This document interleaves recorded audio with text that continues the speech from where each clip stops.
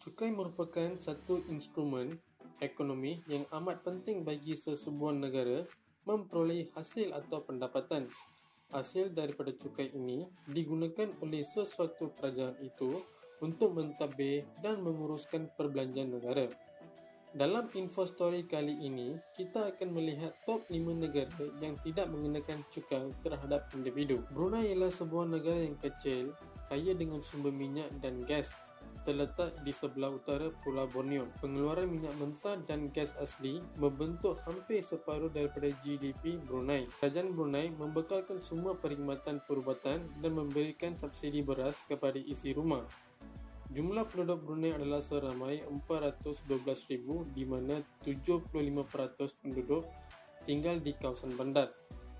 Tiada cukai dikenakan ke atas individu bermaus tautin dan bukan bermaus tautin, tetapi mereka mesti menyumbangkan 5% daripada gaji mereka kepada dana simpanan yang diuruskan oleh kerajaan. Bahamas merupakan sebuah negara yang terdiri atas 700 pulau di kawasan Karibia, terletak di sebelah barat Florida, Amerika Syarikat. Bahamas amat bergantung kepada industri pelancongan untuk menjana sebahagian besar aktiviti ekonominya yang menyumbangkan sekitar 50% daripada GDP negaranya. Bahamas mempunyai anggaran 400,000 penduduk. Bahamas tidak mengenakan cukai pendapatan, cukai harta pusaka atau cukai kekayaan ke atas individu.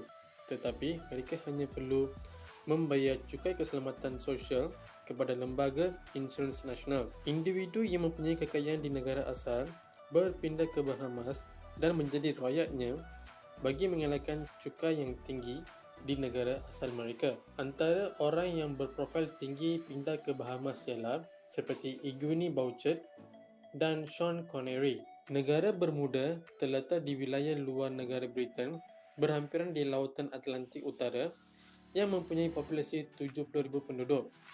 Perbankan dan perkhidmatan kewangan serta industri pelancongan membentuk sektor ekonomi terbesar di negara Bermuda. Negara Bermuda dikenali sebagai tax haven kerana tiada cukai dikenakan ke atas individu serta cukai korporat yang diperbadankan di negara tersebut. Oman ialah sebuah negara yang terletak di semenanjung dan bersempadan dengan Emirat Arab Bersatu. Negara Oman mempunyai 4 juta penduduk. Kegiatan ekonomi utama negara Oman adalah mengekspor bahan bakar dan industri pelancongan. Tiada cukai pendapatan ke atas individu bermaus tautin dan bukan bermaus tautin bagi mendorong individu terus tinggal dan bekerja di negara Oman.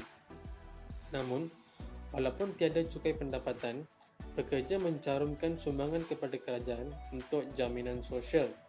Jaminan sosial merangkumi pencen serta perlindungan kecederaan di tempat kerja. Monaco merupakan sebuah negara paling kecil dan mempunyai penduduk paling padat di dunia. Negara ini bukan sahaja maju tetapi juga selamat kerana memiliki pasukan polis terbesar di dunia serta mempunyai sistem pengawasan video 24 jam yang meliputi seluruh wilayah Monaco. Sumber pendapatan utama Monaco ialah pelancongan. Setiap tahun, ramai pelancong melawat ke Monaco kerana mempunyai kasino serta iklim yang menyenangkan. Selain daripada itu, Monaco juga telah menjadi satu pusat perbankan utama yang memiliki dana bernilai lebih dari 100 bilion euro. Penduduk yang menetap di Monaco, warga negara maupun bukan warga negara, mendapat pengecualian cukai individu. Cukai hanya dikenakan terhadap hadiah dalam berbentuk aset yang diterima oleh individu di Monaco dengan kadar 8% sehingga 16%. Secara rumusnya, cukai adalah suatu yang tidak boleh dipisahkan daripada kehidupan kita, pentadbiran negara dan ekonomi. Malah, jika kita melihat isu cukai ini dengan lebih mendalam, kita akan dapat melihat bahawa orang yang mendapat manfaat daripada cukai yang dikenakan ialah diri kita sendiri. Jumpa anda di video lain dengan info-info serta fakta-fakta yang menarik yang dapat menjamu minda anda. Thanks for watching.